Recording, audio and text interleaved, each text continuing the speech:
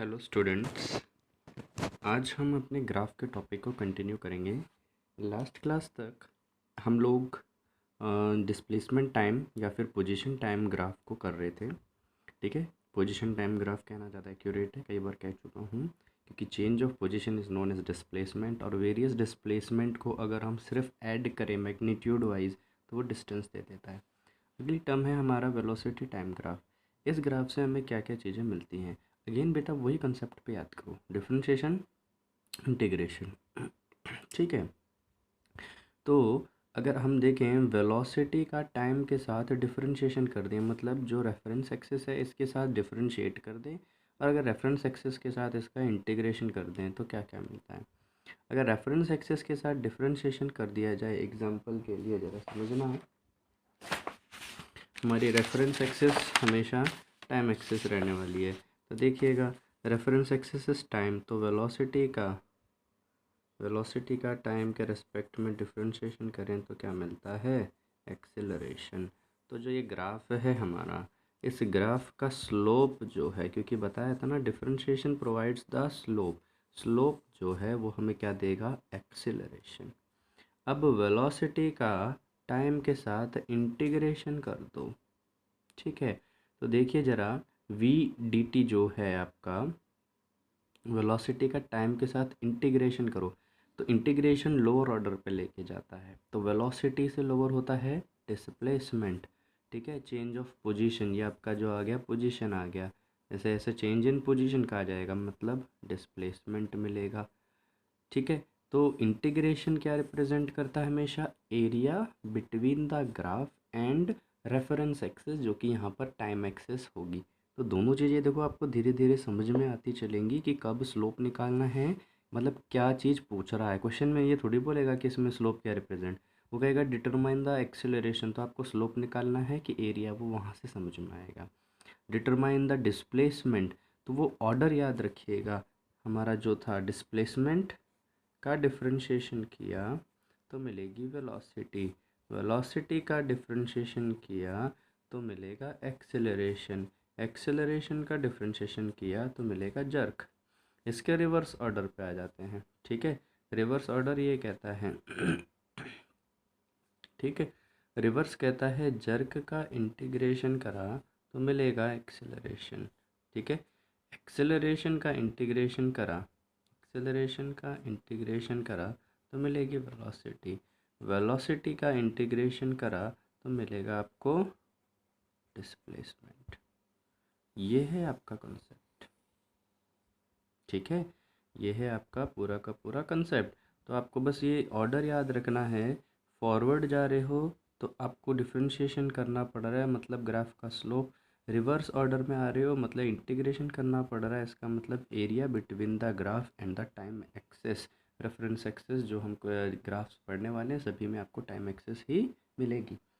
ठीक है, जरा यही दो चीज़ें बताइए, slope gives the acceleration, area under the graph gives displacement under the graph, का मतलब है ग्राफ और टाइम एक्सिस के बीच में, टाइम इज़ द रेफरेंस इसीलिए उसको लिया जा रहा है। अब जरा समझना यहाँ पर कॉन्सेप्ट, वो जो पीछे पड़े थे वो सारे यूज़ होंगे। मतलब अगर आपका ग्राफ अपवर्ड अप्रोचिंग है, ऊपर की तरफ मुंह खोल के रख रहा है तो एक्सेलरेशन पॉजिटिव। ठीक है, अगर स्लोप भी पॉजिटिव है तो वेलोसिटी भी पॉजिटिव। अगर एक्सेलरेशन और आपकी वेलोसिटी दोनों की दोनों पॉजिटिव हैं तो वेलोसिटी इंक्रीज़ करेगी, और वेलोसिटी की डायरेक्शन में ही इंक्रीज़ या डिक्रीज़ दोनों चीज़ें मिलेंगी। ठीक है, डायरेक्शन वेलोसिटी से मिलने वाली है। ओके, अब ज़रा देखिएगा, जैसे ये कोई ग्राफ दिया हुआ है, वेलोसिटी टाइम ग्राफ ये बना के दिया, बोल रहा है इसका करस्पॉन्डिंग डिस्प्लेसमेंट टाइम बनाइए, तो डिस्प्लेसमेंट टाइम क्या क्या चीज़ें देखने को मिलेंगी समझते हैं। पहली बात ये कि ये जो आपकी स्ट्रेट लाइन मिल रही है, ठीक है, इसका स्लोप क्या देता है, इसका स्लोप, जो कन्वर्जन ऑफ ग्राफ्स जो होते हैं ना उसमें स्लोप बड़ा इंपॉर्टेंट फैक्टर है। मतलब ये जो लाइन है इसका स्लोप क्या देगा, तो स्लोप दिमाग में आते ही डिफ्रेंशिएट कर दो, जो भी वेलोसिटी है मतलब रेफरेंस के अलावा है। ठीक है, इसको डिफ्रेंशिएट कर दो किसके रिस्पेक्ट में, आपके रेफरेंस एक्सिस टाइम एक्सिस के रिस्पेक्ट में मिलता है एक्सेलरेशन। तो एक्सेलरेशन जो आ रहा है वो आपका यहाँ पर स्लोप है। ठीक है। ये पॉजिटिव क्वाड्रेंट में तो एक्सेलरेशन आपका क्या है, पॉजिटिव है। ठीक, वैसे भी ना क्लियर हो तो ये ग्राफ है, आप अपनी रेफरेंस एक्सिस से ग्राफ की तरफ गए तो आपका जो मूवमेंट है वो एंटी क्लॉकवाइज आ रहा है। एंटी क्लॉकवाइज आने के कारण आपका m जो है वो पॉजिटिव, तो इस ग्राफ का जो m होगा, ए बी लाइन का जो m होगा, वो एक्सेलरेशन है वो पॉजिटिव है। पॉजिटिव एक्सेलरेशन तो डिस्प्लेसमेंट टाइम में जो आपका कनकेव बन रहा था वो अपवर्ड अप्रोचिंग होना चाहिए, ऊपर की तरफ मुंह खोलना चाहिए, तो ऊपर की तरफ मुंह खोल दिया उसका। ठीक है, डिस्प्लेसमेंट टाइम में याद है ना। ओके, इसके बाद आता है ये कि यहाँ पर आपको दिख रहा है वेलोसिटी टाइम के साथ, देखो टाइम एक्सिस के साथ पैरेलल हो गई, इसका मतलब ये चीज़ कांस्टेंट है। कौन सी, वेलोसिटी। वेलोसिटी देखो इस समय मान लो कि 10 सेकंड है, इधर पर 15, इधर पर 20, 10, 15, 20 इन सभी सेकंड्स पर आपकी वेलोसिटी सेम मिल रही है, मतलब वेलोसिटी कांस्टेंट हो गई है। ठीक है, कांस्टेंट वेलोसिटी। कांस्टेंट वेलोसिटी के लिए आपका ग्राफ क्या होता है, स्ट्रेट लाइन का होता है डिस्प्लेसमेंट टाइम के अंदर। वो अलग तरीके से समझ सकते हैं, वेलोसिटी कांस्टेंट है। ठीक है, तो ऐसा ग्राफ बनना चाहिए जिसमें वेलोसिटी हर समय कांस्टेंट बने, तो वो कैसे पता लगेगा। अब देखो जरा, ये स्ट्रेट लाइन है मैंने बोला, माने कैसे, आप इस स्लोप को ये जो रेफरेंस एक्सिस है इसकी पैरेलल शिफ्टिंग करके यहाँ पे ले आइए, यहाँ पे एंगल थीटा बनेगा। अब मैं इसे और भी ऊपर पैरेलली शिफ्ट कर सकता हूँ, यहाँ पे भी एंगल थीटा बनेगा, यहाँ पर आगे यहाँ पर भी एंगल थीटा बनेगा, क्योंकि स्ट्रेट लाइन है। अगर इसका थीटा चेंज नहीं हो रहा, थीटा मतलब जो एंगल ये है वही एंगल ये है, वही एंगल ये है, इसलिए रिप्रेजेंटेशन सेम यूज़ करी। अगर इसका स्लोप चेंज नहीं हो रहा है, इसका मतलब जो चीज़ इसमें स्लोप रिप्रेजेंट करेगी वो कांस्टेंट रहने वाली है। डिस्प्लेसमेंट टाइम ग्राफ स्लोप दिमाग में आते ही क्या चीज़ आएगी भाई, हमें एस को, डिस्प्लेसमेंट को रेफरेंस एक्सिस टाइम के रेस्पेक्ट में डिफ्रेंशिएट करके देख लो। ठीक है, क्या आती है, वेलोसिटी। वेलोसिटी क्या बनेगी इसमें, कांस्टेंट। ठीक है, बन गया, ग्राफ कन्वर्ट हो चुका। चलो अगले पे आते हैं। एक एग्जांपल ऐसा दिया है, draw the S T graph for it. इसके लिए एस टी ग्राफ बनाना है। अब वेलोसिटी टाइम ग्राफ है, स्लोप को तो ढूंढना ही ढूंढना है, सोचना ही सोचना है। ठीक है, तो इसका स्लोप क्या दे सकता है, कि ग्राफ में ना स्लोप का मतलब है जो भी आप नया ग्राफ बनाओगे, ठीक है, उसके अंदर जो लाइन है, ठीक है, या कर्व है, वो किस तरीके से मूव करने वाला, उसकी शेप कैसे जाएगी। ठीक है, ऊपर से नीचे कि नीचे से ऊपर, ऊपर की तरफ खुला कि नीचे की तरफ खुला। ठीक है, तो ग्राफ कन्वर्जन में स्लोप सबसे ज़्यादा इम्पोर्टेंट होता है। एरिया तो हमारे न्यूमेरिकल क्वेश्चंस के अंदर आएगा। ठीक है, थोड़ी बहुत एरिया की बहुत कम यूज़ होता है, ज़्यादा आपका स्लोप तो बहुत ज़्यादा यूज़ होगा कन्वर्जन ऑफ ग्राफ्स के अंदर। न्यूमेरिकल में तो दोनों चीज़ें बराबर वे में यूज़ होंगी। अब ज़रा यहाँ देखते हैं। ठीक है, इधर पे क्या देखना है आपको, कि आपको बनाना है डिस्प्लेसमेंट टाइम ग्राफ। ठीक, तो सबसे पहली चीज़ आप ये देखो कि इसका स्लोप क्या शो करेगा। इसका जो स्लोप है वो क्या शो करेगा, तो स्लोप का मतलब है आपका वेलोसिटी का टाइम के रिस्पेक्ट में डिफरेंशिएशन करते हैं हम। ठीक है, तो सबसे पहले तो ग्राफ कन्वर्जन में सबसे पहले स्लोप को देखो कि स्लोप क्या चीज़ रिप्रेजेंट करने वाला है। तो वेलोसिटी टाइम ग्राफ, ठीक है, टाइम इज़ द रेफरेंस, तो रेफरेंस एक्सिस के रेस्पेक्ट में हम डिफरेंशिएट करेंगे तो एक्सेलरेशन। तो इस केस में एक्सेलरेशन कैसा आएगा, पॉजिटिव कि नेगेटिव। तो स्लोप के पॉजिटिव नेगेटिव को चेक करने का तरीका है, जो ग्राफ बन रहा है वो हमारी रेफरेंस एक्सिस के साथ जहाँ एक्यूट एंगल बना रहा है वो ले लिया। अब ग्राफ से सॉरी रेफरेंस एक्सिस से ग्राफ की तरफ जाने के समय हम क्लॉक मूव कर रहे हैं कि एंटी क्लॉक, तो देखोगे क्लॉकवाइज मूवमेंट है, मतलब जो स्लोप है वो नेगेटिव आ रहा है, एक्सेलरेशन नेगेटिव है, तो एक्सेलरेशन इज नेगेटिव, पहला कॉन्सेप्ट। ठीक है, अब बात करते हैं दूसरी, कि इस क्वेश्चन के अंदर आप देख पा रहे हो वेलोसिटी डिक्रीज कर रही है नीचे की तरफ। वेलोसिटी पॉजिटिव एक्सिस में है, क्वाड्रेंट में है, तो मतलब जो आपका ग्राफ बनेगा पॉजिटिव क्वाड्रेंट में ही बनेगा, जीरो से नीचे नहीं गई है ये। ठीक, आपका एम नेगेटिव है, एक्सेलरेशन भी नेगेटिव है।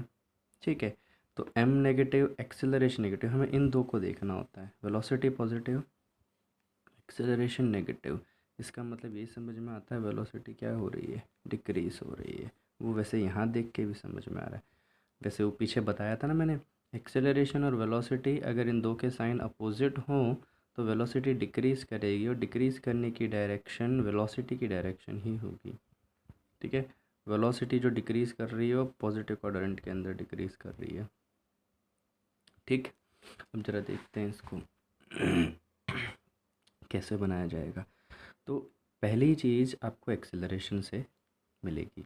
जब भी हमें डिस्प्लेसमेंट टाइम ग्राफ बनाना है तो एक्सेलरेशन से पहली चीज़ समझ में आती है कि ये नेगेटिव है तो ग्राफ डाउनवर्ड अप्रोचिंग होगा। ठीक, डाउनवर्ड अप्रोचिंग ग्राफ को बना लीजिए।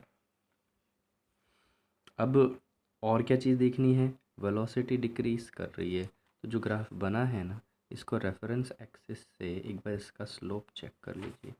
रेफरेंस एक्सिस से जहाँ इसमें एक्यूट एंगल बन रहा है वो देख लीजिए। ठीक है, अब यहाँ से अगर आपने देखा तो आपकी क्या वेलोसिटी एंटी क्लॉकवाइज आप देख रहे हो, वेलोसिटी कैसी है, पॉजिटिव है। अभी भी वेलोसिटी क्या है, पॉजिटिव है, उसमें कोई दिक्कत नहीं है। अब वेलोसिटी डिक्रीज़ कर रही है कि इंक्रीज़ कर रही है, ये कैसे पता लगेगा। तो एक नॉर्मल बात ये है कि आपका जो स्लोप है कंटिन्यूसली हॉरिजेंटल होता जा रहा है। यहाँ पर जो स्लोप है, स्लोप का तरीका था टेंजेंट निकालने का। ठीक है, यहाँ पर जो स्लोप है और जो स्लोप यहाँ पर है, यहाँ पर आके पैरेलल बन रही है। तो स्टार्टिंग में एंगल ज़्यादा है, बाद में एंगल कम होता जा रहा है, इसका मतलब वेलोसिटी डिक्रीज़ कर रही है। Find the displacement and distance graph. इसके लिए डिस्प्लेसमेंट एंड डिस्टेंस निकालना है। तो अब देखो न्यूमेरिकल्स पे आ गए। आप यहाँ देखिए कि this is your velocity axis, this is your time axis. तो वेलोसिटी एक्सिस में आपको 0 से लेके यहाँ तक दिया हुआ है 5 सेकंड तक, 10 सेकंड तक कुछ सारी इन्फॉर्मेशन दी है। देखिए displacement is a vector quantity, x axis या जो भी कोई ये आपकी जैसे टाइम एक्सिस है, इससे ऊपर का जो भी एरिया होगा वो पॉजिटिव होगा, नीचे के एरिया को नेगेटिव लेंगे। लेकिन जब इसी चीज़ को डिस्टेंस में निकालना है तो distance is the magnitude only, उसमें डायरेक्शन को नहीं देखा जाता। तो इस डिस्टेंस के टाइम पे सभी एरिया को पॉजिटिव लिया जाएगा। बस इतना सा कॉन्सेप्ट है, ज़रा समझिएगा। कोई एक ऑब्जेक्ट है जिसकी वेलोसिटी ऐसे ऊपर की तरफ जा रही है। अब आपको निकालना क्या है, वेलोसिटी से डिस्टेंस और डिस्प्लेसमेंट लोअर ऑर्डर इंटीग्रेशन की बात हो गई है ना। लोअर ऑर्डर पे आ रहे हो ना, डिस्प्लेसमेंट, वेलोसिटी, एक्सेलरेशन, जर्क।